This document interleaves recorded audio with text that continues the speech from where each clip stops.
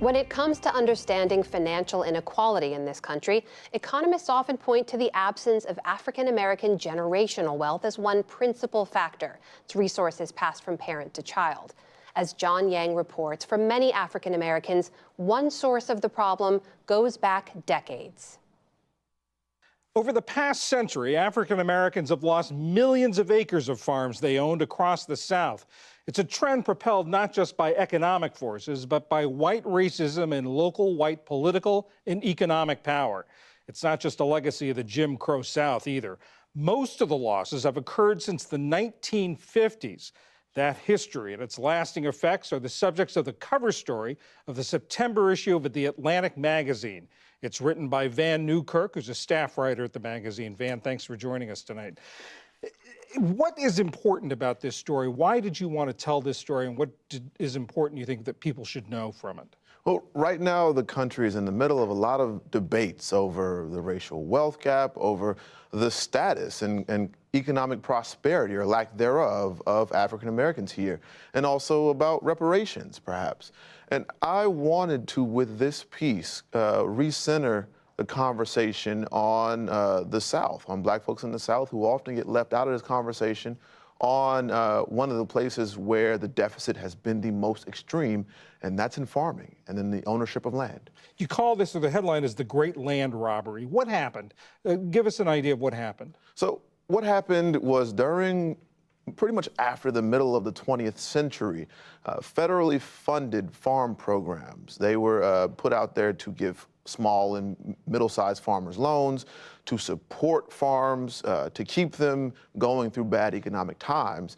They systematically disenfranchised and also discriminated against black farmers. So they didn't get the loan amounts, they were denied loans that they were entitled to, and often these local USDA programs were used as bully pulpits or forces to actually push black farmers off their land. And some of this was actually accelerated or exacerbated as a result of the civil rights movement, that this was a reaction to the civil rights movement. Right. So most of the USDA funding was actually leveraged through locally elected boards. And guess who could not vote in the South?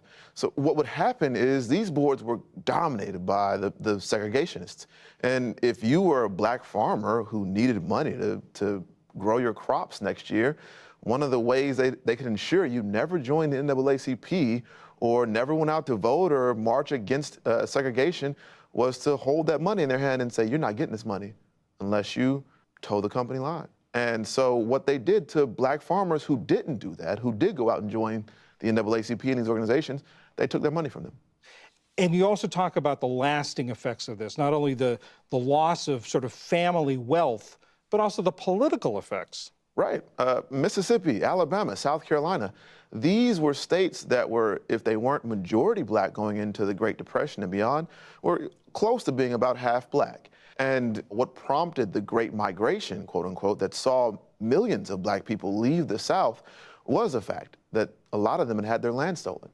Maybe, and I think this is probably what happens if they hold on to that land, if they're able to make money in the South and vote in the South and have some type of stake in the future of their kids living in the South, perhaps those three states at least stay majority black. What happens to the Electoral College if we have three majority black states? What happens to the Senate?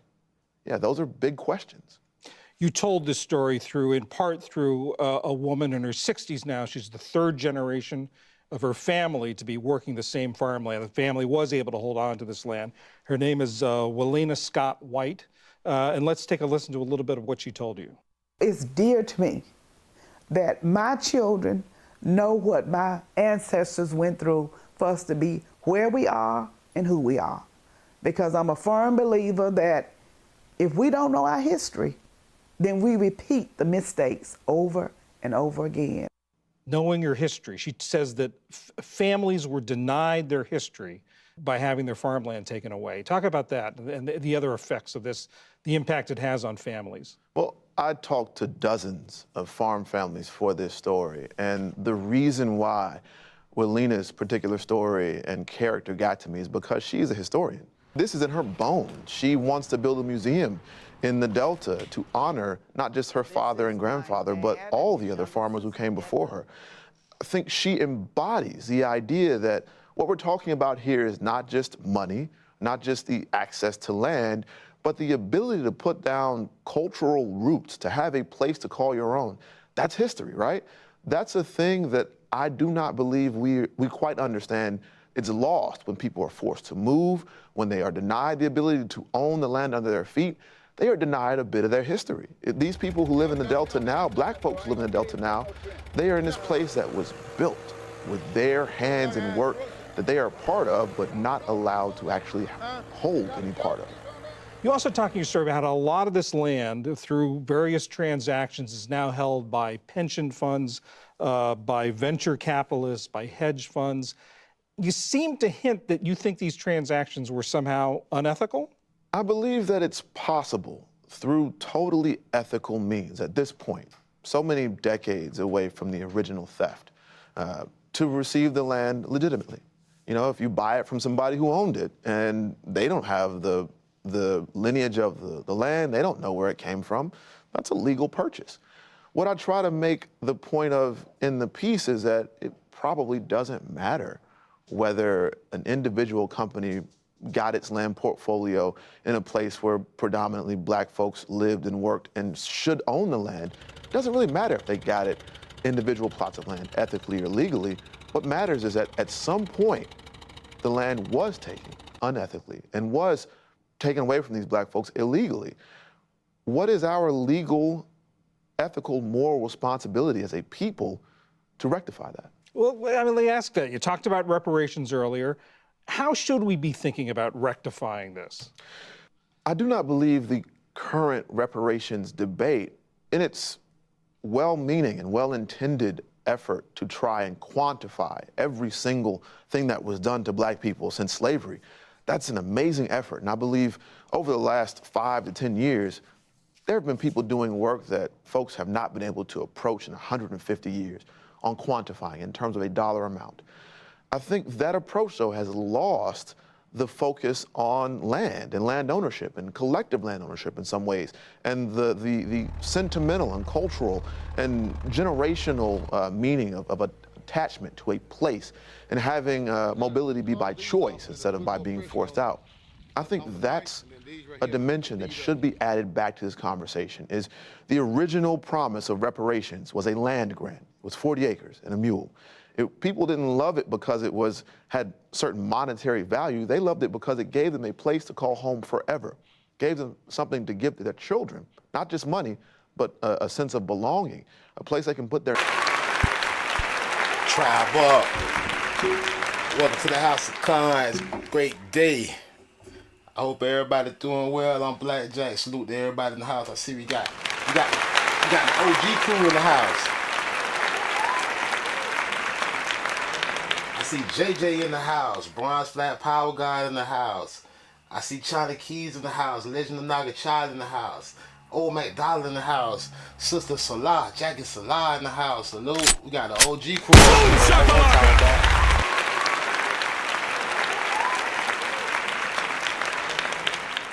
It's Wednesday, May 7, 2025. I hope everybody feeling good. I hope your family blessed. I hope everybody healthy. Salute.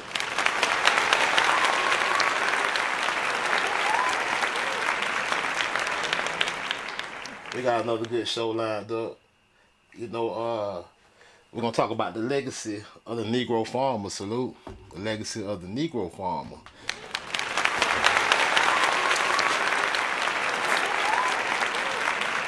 You know, over here we like to take a deep dive on the topic. We like to pinpoint stuff and we'll hang in there on the topic for multiple episodes. Like we took a deep dive on tobacco, you know, on the origin of tobacco and how it's attached to us and our ancestors, and proving who we, and it's a key factor in proving who we are.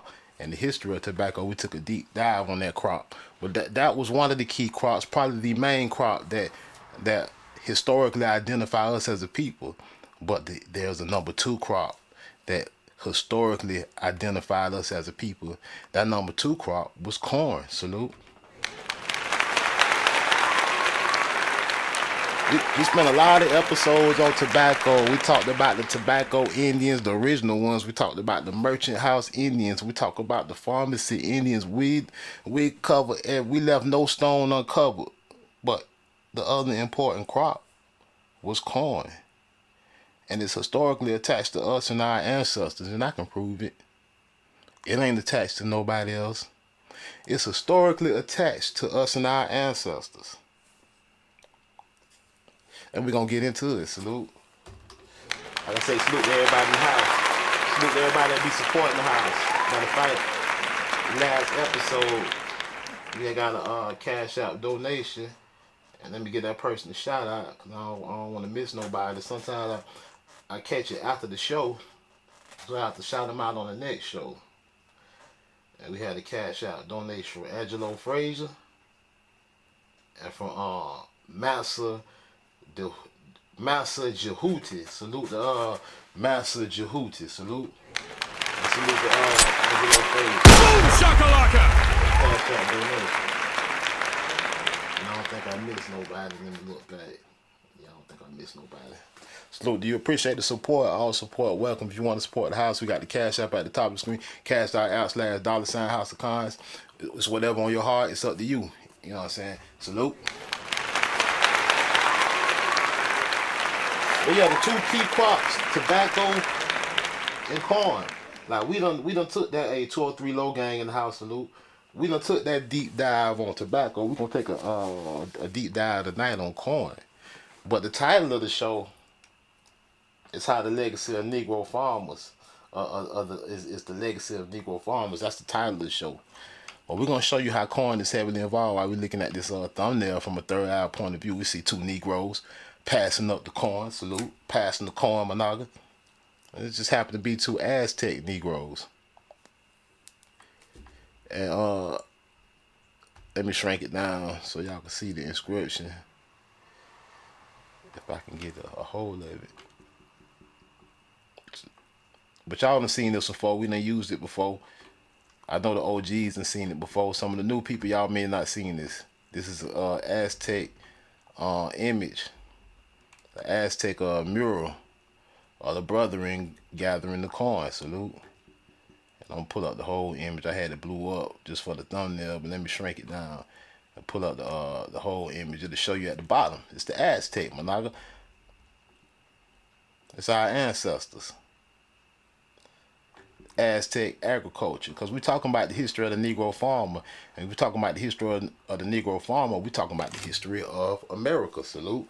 The history of our homeland, our ancestral land.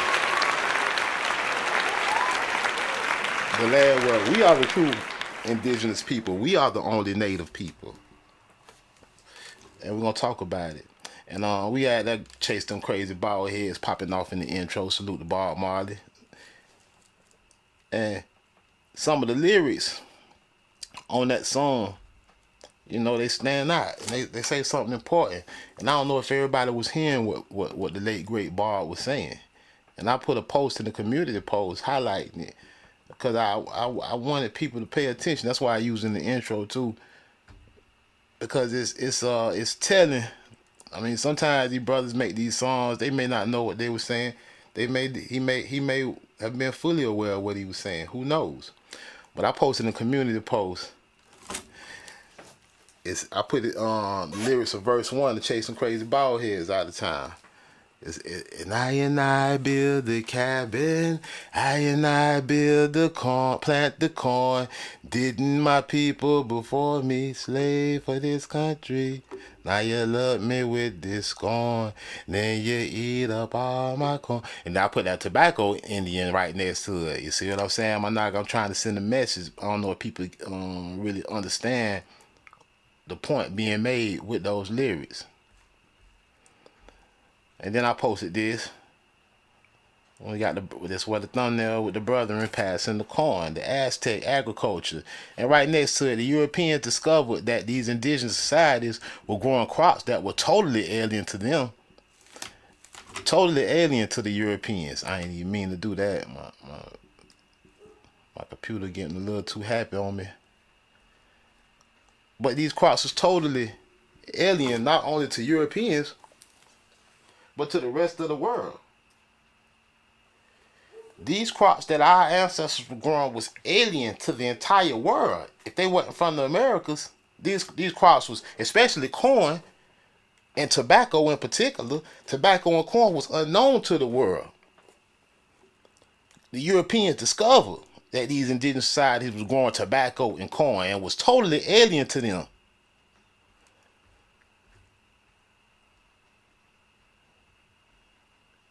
And then they say, yes, it's accurate to say that the American Indians introduced corn to the world. Yeah, they invented it. Of course.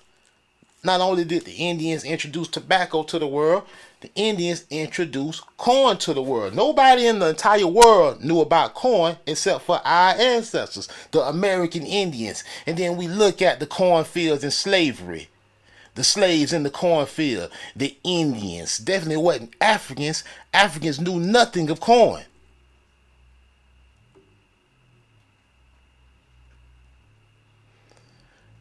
They say while corn originated in Central America, it was the indigenous people of the Americas who domesticated and cultivated it, making it a staple food source. They developed diverse varieties and practices, and eventually corn spread through trade and migration to other parts of the Americas, other parts of the world. It was all over the Americas.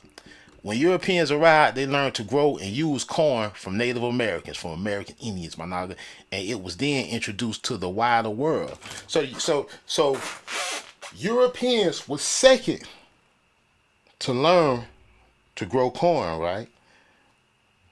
The American Indians invented the corn, was the first, right? The whole world didn't know about corn. They're telling us right now, after Columbus came, the Europeans learned. So the Europeans were the second ones to know about corn after our ancestors. And some people gonna look at this and say, well, blackjack, them African slaves. You big dummy. You big dummy. When the fuck did Africans learn how to grow corn or learn anything about corn? When was they? Was they number 3? Did the Europeans teach the Africans to grow corn?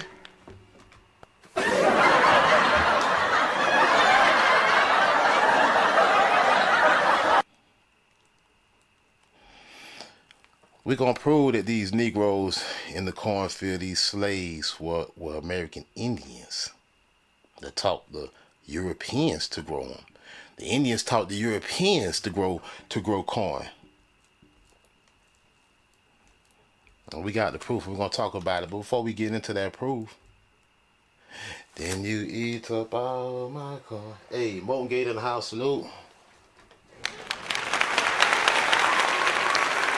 It says, before we get into all of this, though, it says, yes. We talked about this a couple of episodes ago. Yes, during the First Anglo-Powhatan War, you know, the Paspaneag, colonists attacked the Paspaneag town, burning houses and cutting down cornfields. This event occurred as part of the war. I wonder why burning down the cornfields was part of the war, which lasted from 1609 to 1614. Paspaneag. At this point, Wawachapunk released the 2 captives, but the colonists only released 1 Paspaneag, keeping the rest until the chief Powhatan sent a gift of corn. They wanted some corn. Them son of a bitches. Well, the colon in the war, yeah, we remember this story, right? Y'all remember this story, right? About the Powhatans, the Paspaneag. They burning down the cornfields and they out there starving at the same time. And they took the poor paramount chief hostage. Y'all remember the picture of them, right? They had the picture in Pleasures of the Smoke. Let's pull it up real quick, just for the reference. Chief Paspaneag hostage.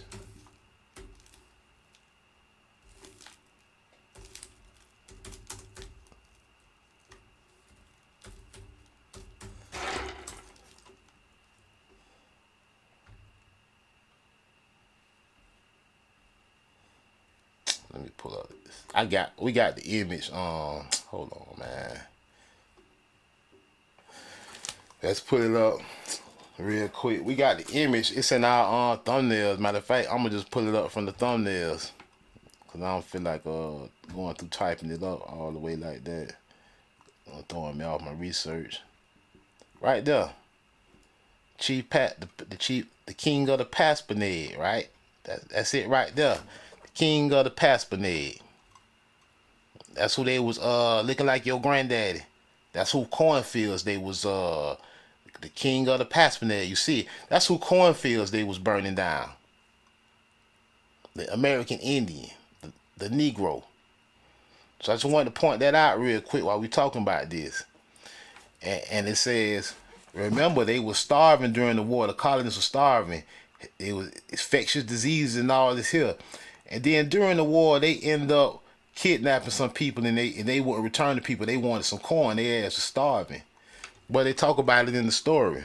That's why when you see this here, when you see it speak of the Paspanade, released the 2 captives, but the colonists only released 1 Paspanade, keeping the rest until the chief Powhatan sent some corn. They were starving. The Jamestown colonists are again reduced to starvation, but hostile relations with the Powhatan prevent them from acquiring corn. Managa, the Powhatan, the Negro, the corn farmer. Your history of farming in America, crops that was alien to not only Europeans but the rest of the world. These crops was alien to the whole world except your ancestors. For some reason, your ancestors, the only one that knew about growing corn.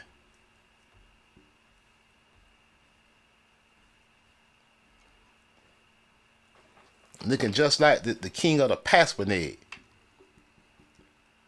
in the cornfield. For some reason, this crop that was alien, that was introduced to the rest of the world by American Indians, introduced corn just like they did tobacco.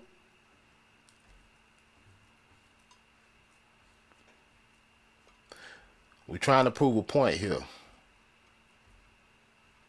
Native Americans, indigenous people in Central America are credited with inventing corn, also known as maize, by domesticating a wild grass called teosinte around 9,000 years ago. This domestication process involved selecting the cultivating plants with desirable traits for human consumption, eventually leading to the corn we know today.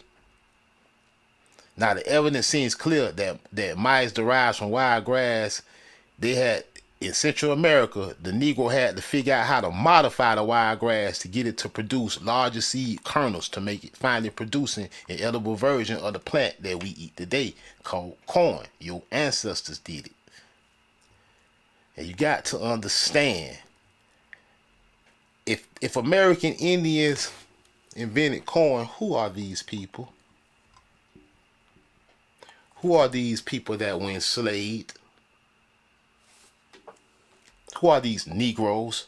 They couldn't be Africans. Africans knew nothing of corn, just like Africans knew nothing of tobacco.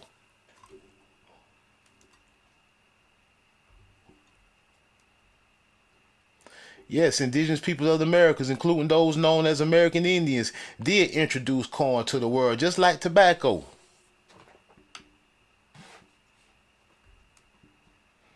Yes, crops like corn, potatoes, and tomatoes were alien, not only to Europeans, to the rest of the world before the Columbian Exchange. The whole world didn't know about corn, potatoes, or tomatoes. You know, that's some of the stuff your grandma and them love to grow, right?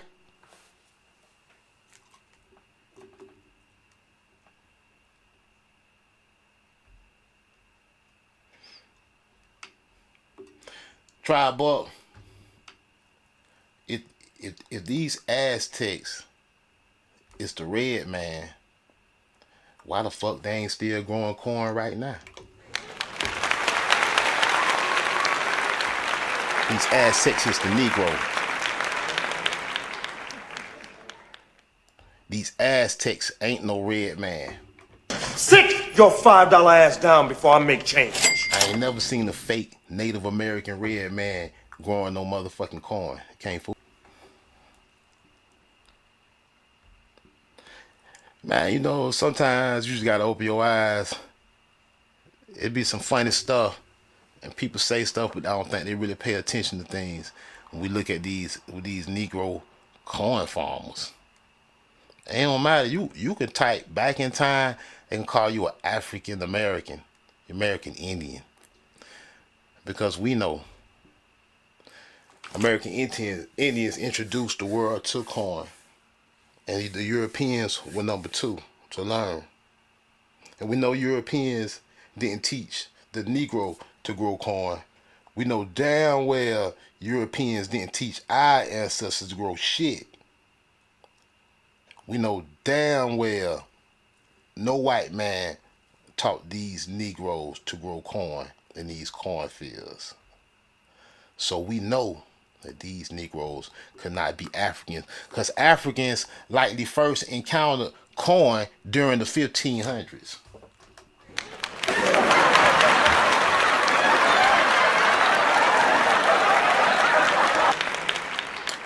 After Europeans, Africans learned about corn from Europeans, specifically through the contact with Portuguese explorers and traders. It spread rapidly along the African coast and was cultivated across much of the continent by the early 1700s.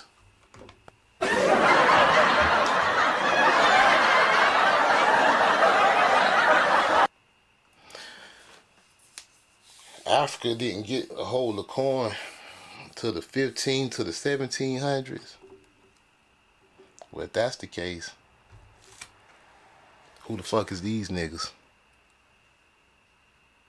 on these Aztec murals?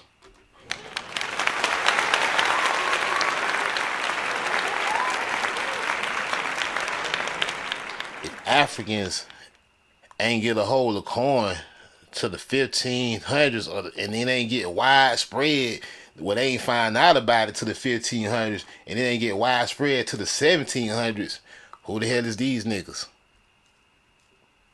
Who the hell is these niggas they called them slaves in the cornfield that didn't learn how to grow slaves from the white people? If anything, through sharecropping, they taught the white man how to grow corn. I was born last night. I was born tonight, but not last night, goddammit. One general in the house, salute. I was born tonight, but not last night. We know about the sharecropping, about how the American Indian taught the European how to grow everything we was already growing over here.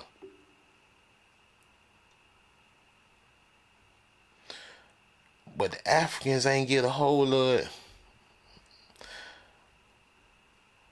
The origins of corn are not explicitly clear. Man,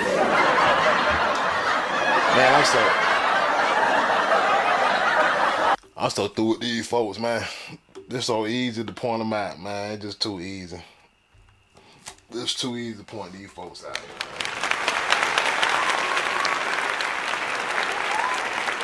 It's still cornfields all over Florida. A lot of people don't know it unless you get see, I'm an HVAC tech, so I be somewhere. I be riding all over the damn place sometimes. I be in Florida and Georgia, all over the damn place. But it's still plenty. These Negroes still got plenty cornfields.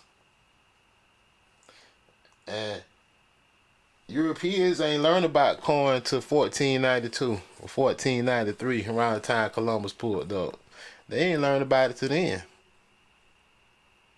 For some reason, you was an expert in it. You not gonna love to throw it in the crab pot or something. Y'all not gonna love to throw some corn in the damn crab pot. That's the first thing you knockers go for. I wonder why. To me, it ain't no wonder. It's clear why. Just like tobacco, your ancestors introduced the world to corn. Your ancestors introduced the world to corn, my nigga. Europeans discovered the indigenous, and it's all in the artwork. It's in the monuments. It's in the artifacts. They can't hide it. It's in the tobacco ads. It's on the Aztec murals. Whether you're talking corn or you talking tobacco, they can't hide you niggas. It's you. It's you for real. It's you, your grandmama now. Is you Negroes. If Negroes only knew. They're talking about the history of African American. Africans ain't learned about no damn corn until the 1700s. Talking about Africa. These people hilarious to me, man. These people hilarious to me. I guess she supposed to be an African, huh? I bet even today ain't no damn Africans growing no corn like that even to this day. I guarantee you if you go anywhere in Africa, ain't no niggas over there growing no corn like that. Where they gonna grow it at? What they gonna fertilize it with? Hyena shit? They don't even know how to grow no corn. Bro, this shit is funny, man. Where the fake $5 Indians at? Where them and they corn at? The so-called Native Americans. You know, the white boys is playing Indian. The $5 Indians. Where them at with the corn, man?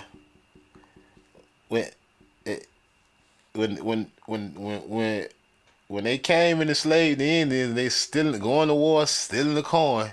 It's like the Powhatan War. And they starving.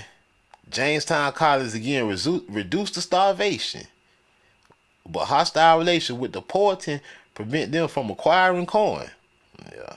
The Powhatan.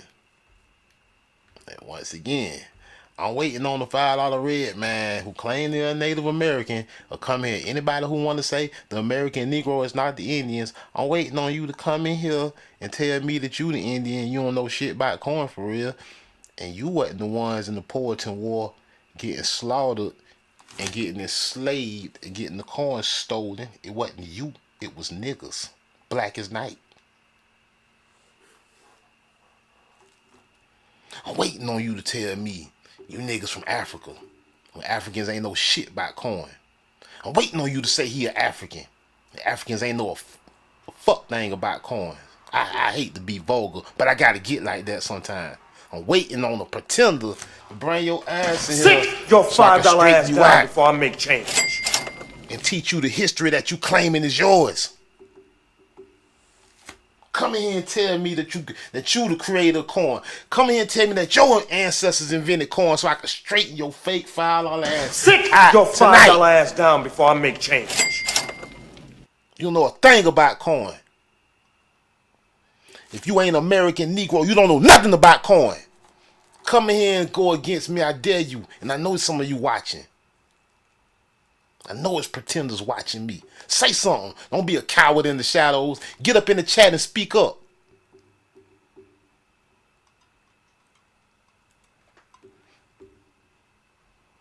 I know you ain't, though. I know you ain't gonna speak up.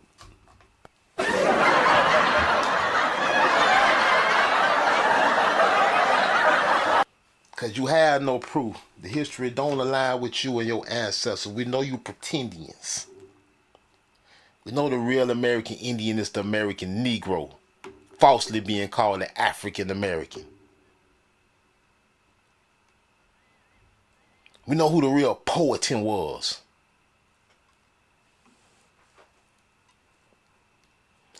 Like I say, man, y'all got to connect the dots on the history, man. There's two key crops that connect you and your ancestors to your true history.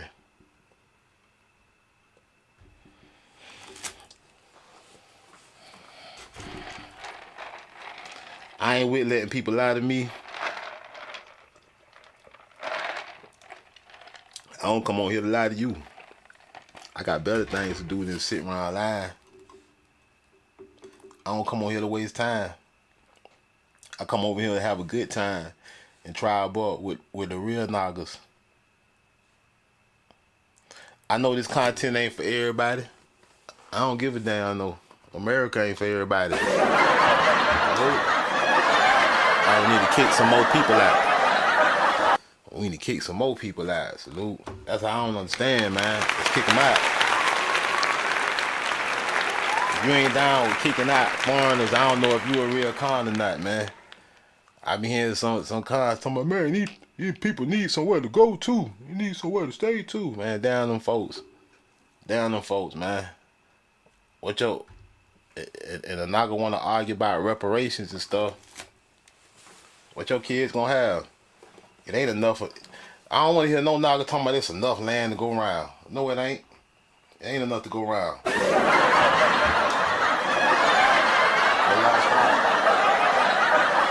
inviting all these immigrants and people from other nations on our land. We need to settle our business with white people first. We need to get what we owe from all these white folks before we start inviting all these foreigners in here. The hell wrong with y'all? Talking about democracy and all that. Fuck democracy. Fuck what they talking about right now. Due process, man. Fuck due process. When the fuck we ever got due process? We ain't never got no due. You think these niggas right here got due process? Your ancestors ain't never got no due process. Y'all niggas out here talking about fighting for immigrants and shit. Fuck them immigrants. Fuck all the immigrants, man. Fuck due process, the Constitution, and all the immigrants. Fuck them all at the same time. No due process for nobody. When it comes to understanding financial inequality in this country, economists When the often fuck we point gonna to get the some due absence process? of African American generational wealth as one principal factor. Its resources Stop passed calling from us parent to African child. Americans. As John Yang reports, for many African Americans, one source of the problem goes back decades. Over the past century, African Americans have lost millions of acres of farms they owned across the South. It's a trend propelled not just by economic. Fair use, YouTube.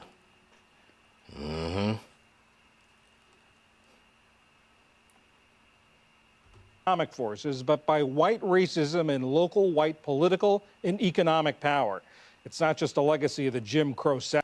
Yeah, the white man telling you, I ain't got to say it. The white man sitting here telling you. Either. Most of the losses have occurred since That cornfield. Them brothers there in the cornfield, salute. I wonder why. Where the red man at? Yeah, the red man ain't the real Indian. The real Indian's in the cornfield right there. since the 1950s. That history and its lasting effects are the subjects of the cover story of the September issue of The Atlantic magazine. It's written by Van Newkirk, who's a staff writer at the magazine. Van, thanks for joining us tonight. What is important about this story? Why did you want to tell this story, and what is important you think that people should know from it?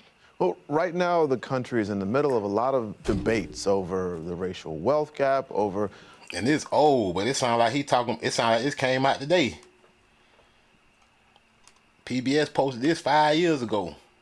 We still talking about the same shit today, except the only thing that's added is that they brought the immigrants in, they giving them the money. Meanwhile, they sitting on land they stole from us, the whole continent.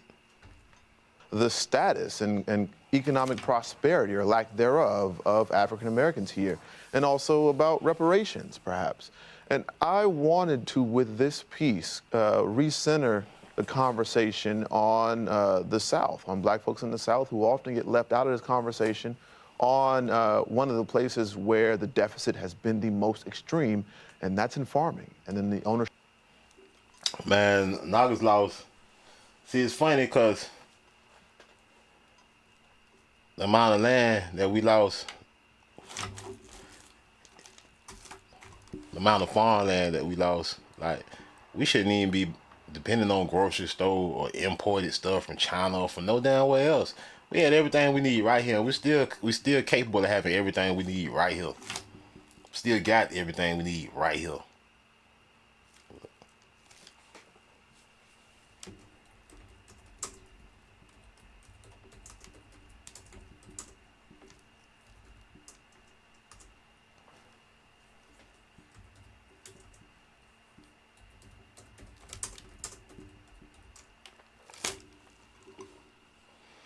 Say black farmers lost approximately 90% of their farmlands between 1910 and 1997. Now picture this now. They tell you slavery ended in 1865, right? In 1865, they tell you slavery ended. By 1910, you own most of the land. 45 years later, how? Something ain't right with the story. How could all you niggas be slaves from Africa who own nothing? You supposed to be an African slave that owned nothing, and getting released from slavery in 1865. But in 1910, Negroes owned millions of acres of land and farmland. And then you lose 90% of that land.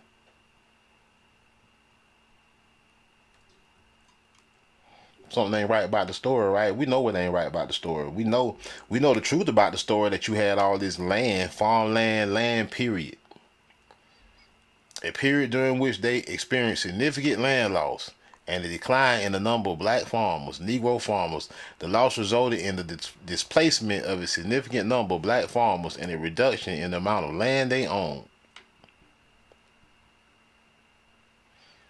16 million acres from 1910 to 1997. Very short amount of time. We're talking about 87 years. I'm talking about our grandparents. My granddaddy Blackjack was born in 1918. Well, that's what they say on his records, but the family say he was really born before that. But on his records, they got 1918.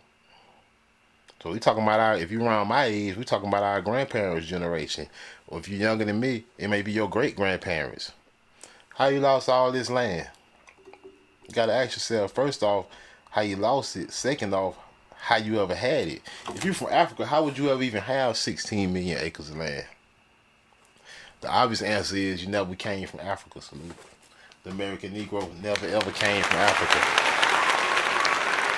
Africans didn't own 16 million acres of land.